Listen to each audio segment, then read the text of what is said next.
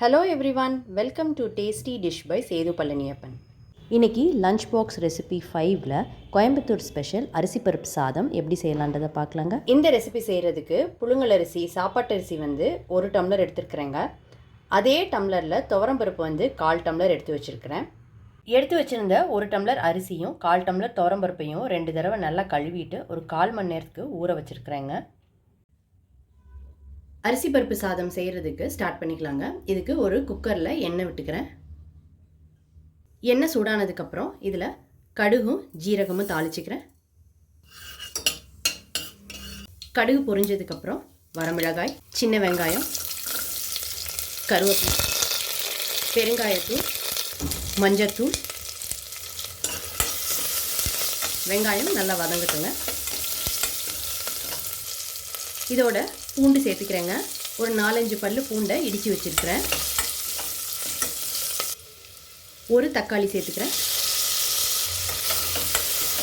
வெங்காயம், பூண்டு, தக்காளி எல்லாம் நல்லா வதங்கட்டுங்க. இந்த ரெசிபி குயிக்காக 10 மினிட்ஸில் செய்யக்கூடியதுங்க. இப்போ வீட்டில் அரைச்ச குழம்பு மிளகாய் தூள் சேர்த்துக்கிறேன். நான் 2 ஸ்பூன் வீட்டில் அரைச்ச குழம்பு மிளகாய் தூள் சேர்த்துட்ருக்கேங்க.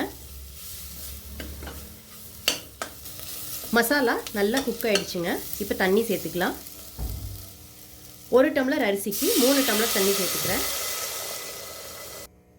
தண்ணி சேர்த்துட்டு நல்லா கலந்து விட்டுக்கலாம். இதில் உப்பு சேர்த்துக்கிறேங்க.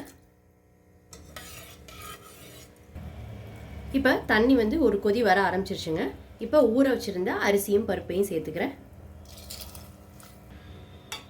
எல்லா ரைஸும் பருப்பும் சேர்த்துக்கிட்டாச்சு. இதை கலந்து விட்டுக்கலாம். கலந்து விட்டுட்டு தண்ணியை குடிச்சு பாருங்கள், உப்பு கரெக்டாக இருக்கான்னு. பத்தலைன்னா இந்த ஸ்டேஜில் சேர்த்துக்கிட்டுருங்க. இப்போ குக்கரை மூடி 3 விசிலுக்கு வேக விட்டு எடுத்துக்கலாங்க.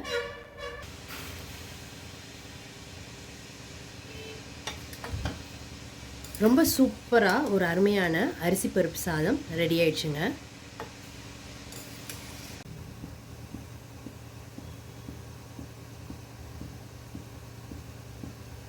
ஃபைனலாக இதில் 1 ஸ்பூன் நெய் விட்டுக்கோங்க. கோயம்புத்தூர் ஸ்பெஷல் அரிசி பருப்பு சாதம் ரொம்ப சூப்பராக ரெடி ஆகிடுச்சு. குயிக்காக செய்யக்கூடியதுங்க. இது லஞ்ச் பாக்ஸ்க்கு ஆப்டான ரெசிபி, நல்ல ஹெல்த்தியானதும் கூடங்க. நீங்கள் இந்த ரெசிபி கண்டிப்பாக ட்ரை பண்ணி பார்த்துட்டு உங்களோட கமெண்ட்ஸை சொல்லுங்கள்.